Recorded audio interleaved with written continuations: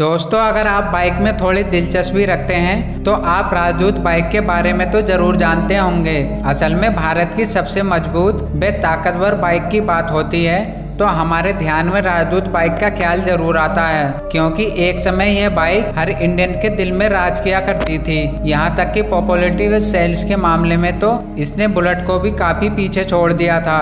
दोस्तों, यह बात है 1962 की, जब एस्कट नाम की एक कंपनी ने एक पोलैंड की बाइक को राजदूत के नाम से बनाना शुरू किया था। 175 सीसी की शानदार एवं जानदार बाइक थी। जब ये लॉन्च हुई उस वक्त मार्केट में अपनी जगह बनाने के लिए काफी मेहनत करनी पड़ी थी, क्योंकि मजबूत बाइक में बुलेट ने अपना कब्जा जमा रखा था। हालांकि ये बाइक दूसरी बाइक से काफी एडवांस होने के साथ साथ मजबूत और स्टाइलिश भी थी, फिर भी इसे ज्यादा ग्राहक नहीं मिल रहे थे और सालों तक राजदूत अपनी जगह बनाने के लिए तरसती रही। राजदूत की किस्मत तब पलटी जब 1973 में बॉबी फिल्म रिलीज हुई थी, जिसमें ऋषि कपूर ने इस बाइक को बहुत ही खूबसूरत अंदाज में चलाकर दिखाया था।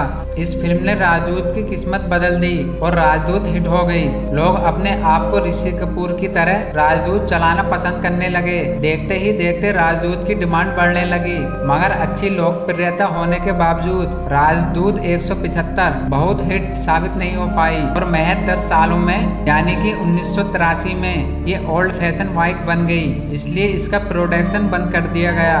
कंपनी समझ चुकी थी कि ग्राहक को कुछ नया चाहिए, क्योंकि उस समय कई अच्छी और स्टाइलिश बाइक लॉन्च हो चुकी थी। इसलिए एस्कट ने यामा के साथ मिलकर राजदूत की नई मॉडल यामा RD 350 लॉन्च की, जो बुलेट 350 सीसी के मुकाबले में पावरफुल थी, मगर बुलेट से कहीं हल्की और मजबूत थी। 350 सीसी होने के बावजूद ये बुलेट से कहीं अच्छा परफॉर्म कर रही थी। इसके फीचर्स बहुत ही दमदार थे।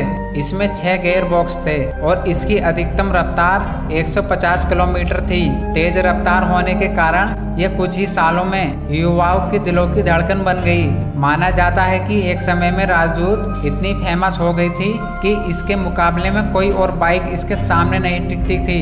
कहा जाता है कि एक समय ऐसा आया था जब राजदूत बुलेट से भी आगे निकल गई थी। वो समय राजदूत का सबसे सुनहरा समय था।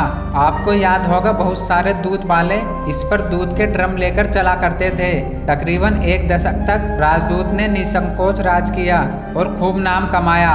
लाखों की तादाद में बाइक बेचे गए। सब कुछ ठीक ठाक चल रहा था कि तभी हीरो होंडा ने स्प्लेंडर और दूसरी कंपनियों ने ऐसी नई और सस्ती, साथ में खूब माइलेज देने वाली बाइक लॉन्च कर दी और लोग न चाहते हुए भी उन नई बाइक की तरफ खिंचते चले गए। इधर राजदूत ने पिछले 10 सालों से अपनी बाइक में कोई भी नई टेक्नोलॉजी नहीं लाई थी।